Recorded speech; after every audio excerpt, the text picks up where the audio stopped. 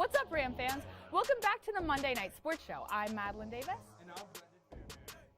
CSU Football made the journey out to Logan, aiming to make a statement against the 4-2 Aggies, and things ended on a play you have to see to believe. Ella makes her return with Where to Watch to look ahead at the matchup this weekend against Boise State and give you a rundown of some upcoming action in the NBA and NHL. And to end off the night, Hot or Not returns with a special guest. You won't want to miss that. All of that and more on CTV Sports, which starts right now.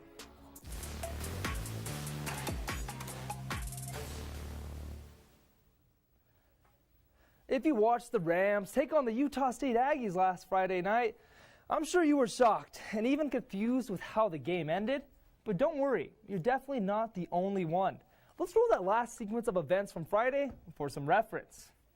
CSU down by 2 with 44 seconds left at their own 15-yard line. Centeio hits Dante Wright for the first play of the drive for a huge 23-yard gain. Centeio then finds his favorite target, Trey McBride, in the flats to get a first down while he gets out of bounds to stop the clock. Centeio then hooks up with Dante Wright once again to get into Aggies territory, but the clock still keeps ticking with 24 seconds. Rams spike the ball on the following play. Centeio steps up in the pocket, hits Ty McCullough to get to the Aggies' 22-yard line, making it a much more doable kick for Caden Camper, but the special teams unit comes out onto the field for no reason. You swear Coach Adazio forgot how to play college football, because when you get a first down, the time stops. But now Caden Camper has hit this ridiculous high-pressure kick. He ends up missing it far left. Rams lose 24-26. And well, whatever that was, it's clear that this loss is solely on the coaching staff's incompetence, especially on the part of head coach Steve Adazio and special teams coordinator John Goodman. That was just a pure lack of situational awareness. It's not that hard to keep the kicking unit from coming onto the field, especially when you have 11 seconds and a stoppage of the clock to move the chains. And seriously, come on. The players should also know not to come onto the field if they were able to move the sticks. Here's what Coach Adazio had to say about the game's chaotic finish in his post-game press conference. Quote, "That's what happened at the end there. No one sent them in, but they took off on the field. We work on that play situationally, but that wasn't the situation for it. It could have been, but it wasn't. We could have spiked it, then gone on the field and kicked it without as much chaos." End quote. Look, I totally get having the special teams unit ready to run onto the field if they didn't get the first down, but they did. It doesn't matter if no one sent them in. You prepare these players for situations just like this, and you should be communicating with your special teams unit to make sure they stay on the sidelines in this situation. But obviously, the multi-million-dollar coach failed to do that. After this whole fiasco, Adazio and CSU Football have to look like laughingstocks for the whole entire nation. CBS Sports even made an Instagram post about how embarrassing this choke job was against Utah State. And let's just say a lot of these comments under the post made me feel not too proud to be a CSU Ram. What makes this loss even more embarrassing is that the Rams had 472 total yards, 128 more than the Aggies. They are playing really good football on both sides of the ball, so there's zero excuses for not coming out with the win in this one. To look towards more of the positive side for a second, David Bailey had a massive game, putting the offense on his back with 30 carries, 159 rushing yards, and 2 touchdowns. The Rams also welcomed back speedster Dante Wright from injury, and he didn't seem to miss a step, putting up 4 catches and 71 yards. And on the other side of the ball, the CSU defense also came through with a great performance, terrorizing the Aggie offense for 8 sacks and 13 tackles for a loss.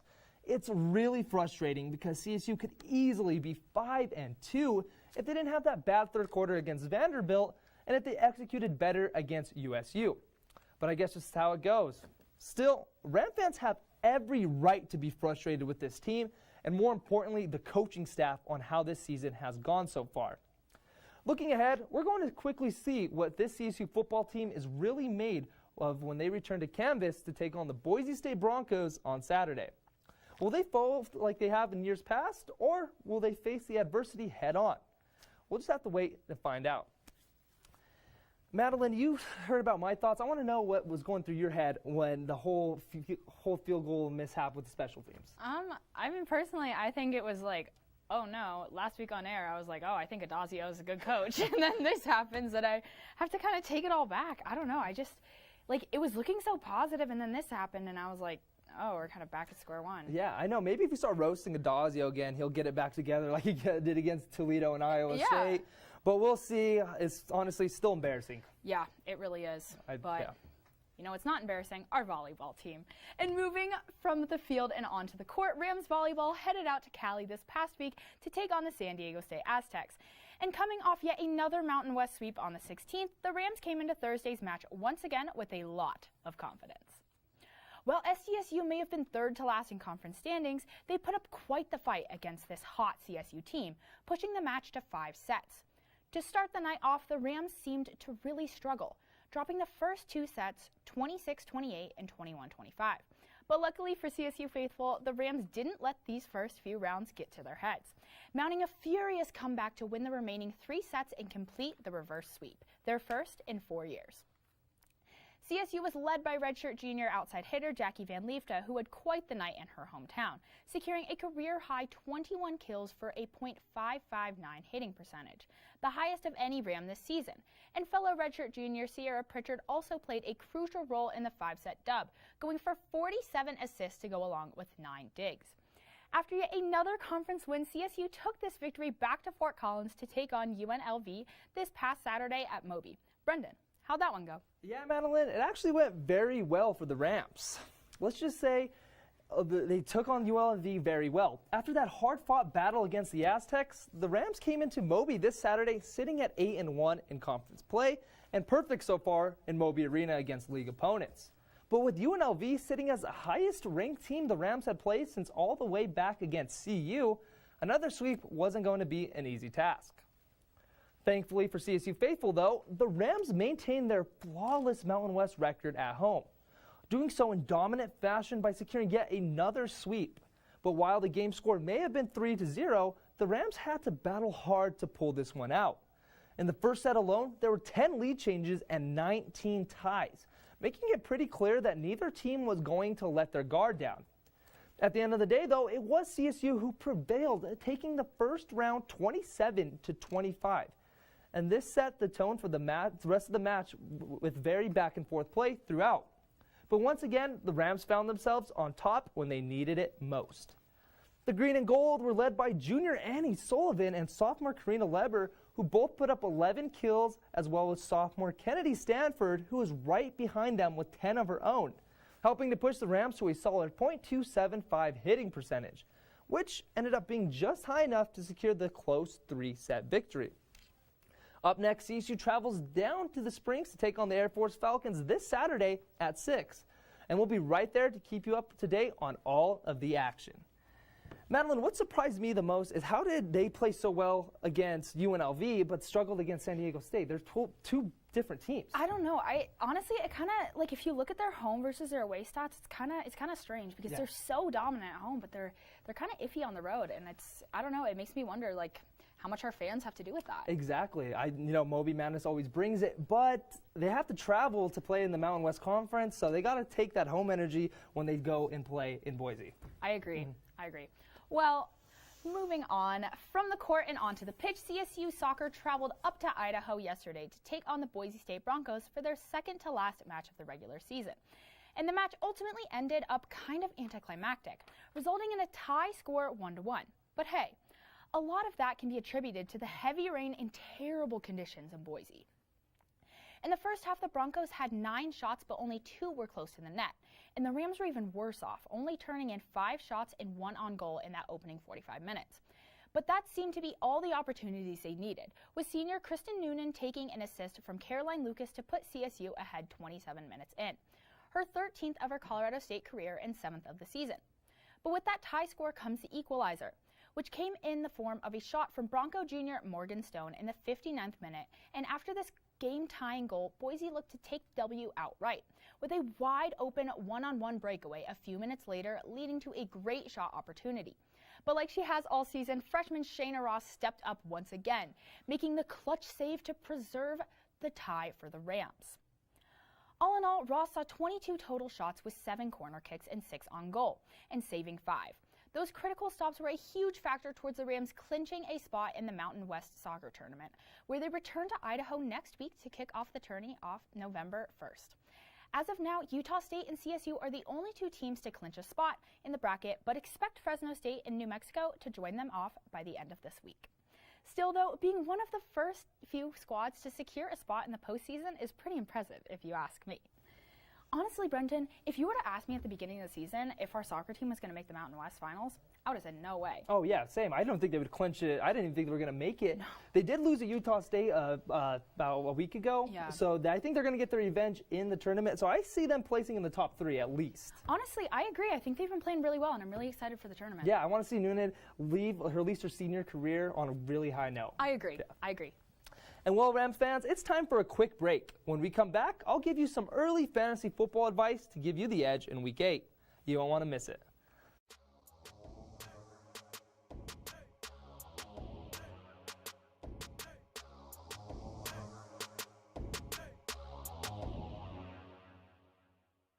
I'll be right back. Hi! You think you're probably sober? Yeah. But you're thinking about taking the back roads home, just in case. If you're probably sober, then why would you do that?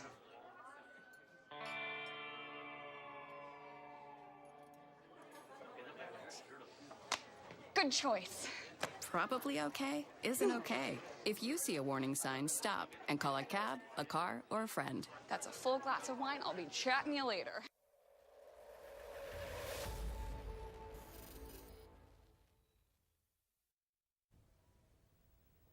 Welcome back from the break, Ram fans, and to the waiver wire, where I give you all the fantasy football tips required to take home the trophy in your league. Hopefully, you took my advice from last week because Mac Jones had a season-best 22 fantasy points against the dismal New York Jets defense, acting as that perfect replacement to use if your QB was on a bye. But if you missed out last week, don't worry. Like always, I'm back with 3 more guys to snag for Week 8. Let's start in Philadelphia with Eagles running back Kenneth Gainwell, who replaced Miles Sanders after he suffered an ankle injury in the first quarter of yesterday's game against the Raiders. After receiving his opportunity, the rookie from Memphis didn't disappoint, going for 61 total yards and a touchdown on 9 touchdowns. And after being carted off yesterday, I really don't expect Miles Sanders to come back anytime soon, meaning Gainwell should get lead back duties until Sanders can return to the field. It's also good to note that Boston Scott had 1 more carry than him, but Gainwell's receiving ability gives him a lot more fantasy value, being targeted 8 times in the pass game yesterday and catching 4 of them for 41 yards and a score. I'd pick him up as soon as possible because fantasy owners of Sanders are going to make their claim for number 14 super fast. And hey, take it from me, I have Sanders in 2 of my leagues and I already made my move for the rookie on the waiver wire. Right now, I'll put Gainwell as a borderline RB1 in Week 8 against the Detroit Lions, who allow the most fantasy points to opposing running backs. Keeping it in the NFC, my next fantasy sleeper is Green Bay Packers wideout Allen Lazard. For the first 5 weeks, he was really quiet with only 7 catches, but in the last 2 games, he has 8 receptions for 87 yards, and most importantly for fantasy, 2 touchdowns. In Week 6 against Chicago, Lazard racked up 11.7 fantasy points, and yesterday against Washington, he put up exactly 17 fantasy points. At this point, Lazard has made it clear that he's the number 2 receiver on this high-powered offense, and with the Packers loving to move the ball in the air, he'll have a lot of fantasy volume. His next matchup is a tough one against the undefeated Arizona Cardinals, but the 3 following are very favorable matchups, with the Packers battling the Chiefs, Seahawks, and Vikings, who all struggle against the pass. At the very least, Lazard is worth a spot on your bench, simply because of all of the bye weeks coming up. Right now, he's only owned in 4% of the leagues, but I think that number is going to skyrocket due to his last 2 performances. My last fantasy pick is also an NFC wide receiver in the pass-first offense. I'm, of course, talking about Atlanta Falcons wide receiver Russell Gage, who was a popular preseason sleeper, but an ankle injury killed all of his hype. He finally returned to the field in Week 7 and immediately made his presence known by catching 4 of 6 targets for 67 yards and a score. With this type of impact, he figures to be the Falcons' number 3 target, but given how often Atlanta throws, there's still plenty of potential value there. Not to mention that the Falcons usually play from behind thanks to their terrible defense, meaning more passing opportunities for the speedy wideout. Gage has an flex upside against a struggling Carolina defense in Week 8 and has the opportunity to be a wide receiver too in certain matchups. And with him only being owned in 4% of leagues, you should have no problem picking him up on waivers. I truly believe Gage can be a diamond found in the rough in the coming weeks. I'd pick him up now in return for your worst player so you can receive the best possible value for his services. And well, those are my 3 fantasy picks for tonight's show. But if you want to see some more players to pick up on waivers, check out my weekly article for the Collegian, which is published online on Wednesdays and in print on Thursdays. But don't go away just yet. Ella's back to get you caught up on the Denver Nuggets' dominant 2-0 start to the NBA season and so much more. We'll be right back.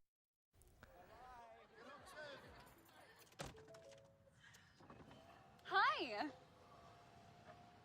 Hoping for a crisp breeze to help keep you alert.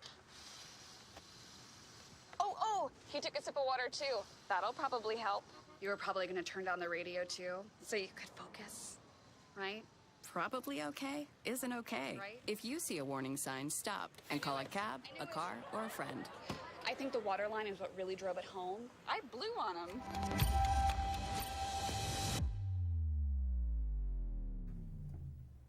What's up, my fellow Rams? I'm Ella Fredrickson, and it's been a while since I've been able to catch you up on the good, the bad, the ugly, and a little bit to look forward to. So let's just get into it here on Where to Watch.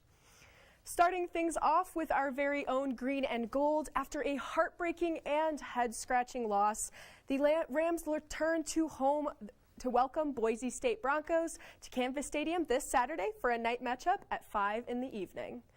Some possible hope for us Ram fans comes from what Boise students and their fan base are calling a down year.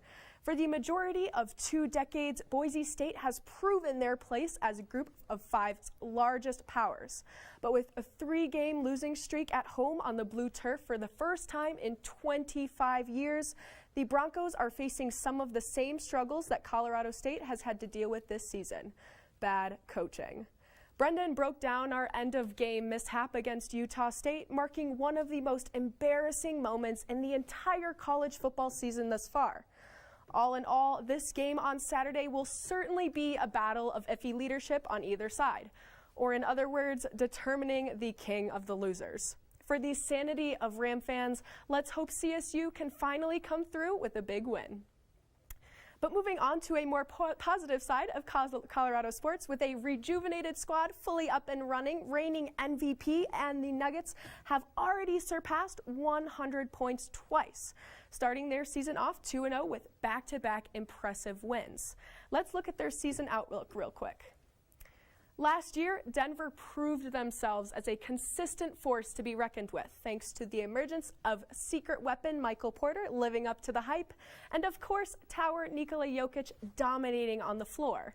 But with a season-altering injury obstacle, their championship aspirations quickly came to an end. The light at the end of the tunnel for a healthy Jamal Murray feels like it's within arm's reach, but unfortunately, for those who love the Nuggets, number 27 isn't expected to return until March, leaving only around 15 to 20 games in the regular season for Murray to get his moves back. Will the Nugs, led by the Joker, MPJ, and Aaron Gordon, be able to hold up until then and set themselves up for a championship? We'll have to wait and see. It all comes down to Murray's health. But now sliding into some more local sports news, the Colorado Avalanche have the means and talent to break their franchise wins record. So what could possibly get in their way, you might ask? The constant stumbling over every other significant playoff opportunity over the past 20 years. The Avs are super similar to another disappointing Colorado team, and okay, I won't mention names, but they play football and rock orange and blue. Sorry, Brendon. But back to hockey, the Avs are full of high peaks and low valleys, with a promising win against the reigning champs over the weekend, 4-3. Hopefully, they're able to turn that losing 2-3 record around real fast. They just need to stay consistent. And although I'd love to go on a few MLB rants, I'll save that for another time, or maybe just off camera altogether. We'll see if Madeline lets me in the future. But with that being said, that's all I have for you guys tonight. Next time I'm up here, I'll have more local sports updates and what else to look forward to in these Colorado clubs and their ongoing but still early seasons. But don't go anywhere just yet. After the break, tune in for Brendon, Madeline, and I, and a special guest on an edition of Hot or Not I cannot wait for.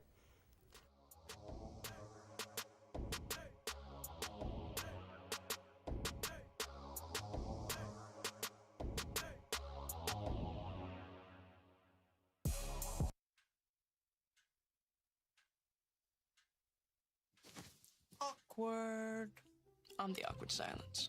You try to avoid me, then there I am again. But an awkward silence can be a great thing. Like Kelly here is about to demonstrate. You haven't really been yourself lately. Are you okay?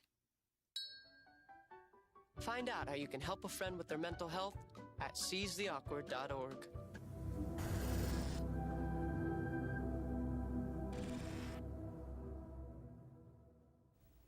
Welcome back from the break, Ram fans, and to this special edition of Hot or Not.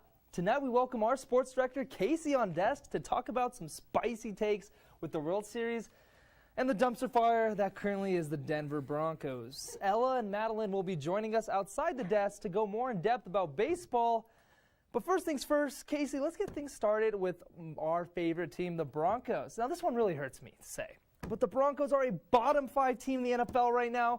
Casey, you got to agree with me on that one, right? I completely disagree, Brendon. Are you kidding me? I'm looking at the winning percentage since 2016 in the NFL, and right now I have the Jets, Jaguars, Giants, Lions, and even Washington and Houston Texans that they're worse than the Broncos. That's since 2016. That's since 2016. I'm talking about right now, Week 8 of the 2021 season. You can't tell me they're not playing as one of the worst teams in the league right now. Okay. They're playing terrible right now. Yeah. Defense in shambles. That's supposed to be Vic Fangio's thing. Yeah. They're terrible right now. Offensively, Shermer's been awful since he's been here. They average, 14 points a game? And they're definitely one of the worst offenses in the league. And I totally get that. And then, how about our special teams? Tom McMahon.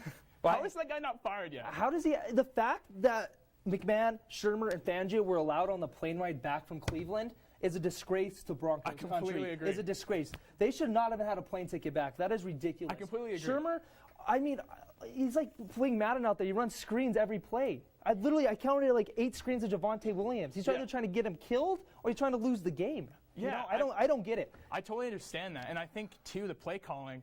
Why when Javonte's our best player, and we're in the rain in Cleveland? Why are we not running the ball more? I think we ran the ball 10 times. Yeah, and our defense, you know, even on that first drive, Dearness Johnson tore us up. Yeah, and Case Keenum. Oh, don't give me Case Keenum. He got his revenge. I liked Case Keenum, but that was just hard. That was really hard to watch. And to go back to your question. They're playing terrible, but again, I'm thinking the Lions right now. They have a worse record, and they are fighting hard. Yeah, I was about to say. They are fighting hard. They almost beat the Rams yesterday. And Ravens. They almost beat the Ravens at Vikings. I understand that, but I still think they're a worse team. I think the Broncos would win that matchup. Obviously, we've seen them play the Giants. They won that matchup. Danny Dimes, not very good. Also, Jaguars, Urban Meyer. He's definitely a worse coach than Vic Fangio is. I mean, that's a rare thing. There's maybe 5 coaches that are worse than Vic in the league, but I think the Jags have one of them. And then the Jets, they're the worst franchise in the NFL. All right, I'll get you going on this one. Elway. Oh, God. Okay. So this is the things I think the Broncos should do to fix themselves. And the first thing, they have to get an actual owner, okay? No Joe Ellis, no John Elway running things. There's no accountability right now, and John Elway is a team legend. It's a disgrace. Right. And if we had an actual owner, he'd be fired right now. He built this team that's failing right now. He hired Vic Fangio, who is failing right now. And he gets elevated to promotion. We have no owner to hold him accountable. Look at his draft stock. Sylvester Williams, Shane Ray, Paxton Lynch, one of the biggest busts in NFL history, especially Broncos history for sure. How about even guys like Garrett Bowles, who he took over other guys he could have taken? Noah Fant's not even turning out. Yeah, I know. Honestly, I could talk about the Broncos all day, and honestly, I don't think it's likely. I don't think they're going to turn things around. I know we're probably in for another long season, and Fangio will probably be gone by Week 10. I'm praying for that one. But I'm just trying to keep things positive. And in more uplifting news, Madeline and Ella are on the TV to talk about the upcoming World Series. What do you guys think about that one? Yeah, Brendon, the Dodgers lost. That's right, they lost! Can't tell you how happy that makes me. Take that, Dave Roberts! But anyways, the 117th World Series starts tomorrow when the Braves travel to take on the Astros in Game 1 of the best-of-7 series. And my hot take is that the Braves can win it all. Ella, how do you feel about that one? The Astros being in the World Series is still an incredibly touchy topic for me. It still burns a little bit inside, but the fact that I truly believe the Braves have been consistent enough in the postseason, I think they can take down the Astros. Now, you know, me personally, and almost all of America except for Houston, is not the biggest fan of the Astros, so I think that momentum, that motivation, and that crowd is going to be what brings the Braves to a championship win. I think I agree with you. I mean, this is a little hot take of my own, but I don't hate the Astros as much as the rest of the world does. They did cheat to beat the Dodgers, so that gives them a little bit of credit in my heart. Even though it's cheating, they still beat the Dodgers. And I don't know. The Braves have really impressed me this postseason. I think their pitching is a lot stronger than I thought there was. Mm-hmm. And I got to say that Eddie Rosario is the best thing to happen since April 1st when the Rockies beat the Dodgers on opening day. So I don't know. I'm really excited for this series. I painted my nails special in hopes. Painted them red and blue for Atlanta because go Braves. Some teams just do better in the postseason. Some players specifically, some organizations altogether, they just work better under pressure, and I think that's what happened to the Braves. What did they have? 80 regular season wins. I mean, that is one of the worst teams. One of the worst teams in the postseason, and they still managed. Worst team in the postseason. Still managed to. Well, that's arguable, but record-wise, they were the worst team. Record-wise, I will agree. But as we have learned from Brendon, offense wins games, and that's why they are in the World Series. That's not true, though. The offense didn't win. It was Tyler Mastek. If you want to look at their average runs scored per game, they never had a bad offensive game. Yeah. Nah, I don't know. I think their pitching was good. Yeah, we'll just have to see. We'll just have to wait and see what happens. And we actually have one more hot take. If you remember a few weeks ago on Hot or Not, I told Brendon I'd give him $20 if the Braves went to the World Series. And well, they are. So let's roll that clip. You know, you guys are making me want to take the Braves, go all the way. I agree with Madeline's picks. But if you say the Braves win, if they win, I'll give you money. How much? That's the real question. Is how much? $20. You know me, I love to gamble. So how much? I'll double that. $20. 20? If the Braves, I don't have a budget for that. I'll throw in 20. Okay. All right. So I don't have to give you anything, right? Because you know, I know it's a big of a stretch. You know the Braves are going to lose. Yeah. Well, they didn't. And so that means that I have to walk over here. And I have to give Brendon this crisp $20 bill. Good luck, buddy. Thank you. Don't give him luck. He already won. Well, the Braves are going to win it all, so it's all good. I hope so. As an NL fan, I hope so. Well, I mean, obviously I know everything about baseball, so, you know. You know? Apparently you do. And that is why you can take this crisp $20 bill. That's the crispest $20 bill I've ever had. I can't wait to go to the Rams Keller. Thank you, Madeline, for that. And go Braves. Go and Braves. Well, now, like you said, it's clear that I know more baseball than Madeline. That's all the time we have for tonight. Tune in tomorrow for Bleacher Beat with Brandon Cruz. Thank you, Rams, and we'll see you next week.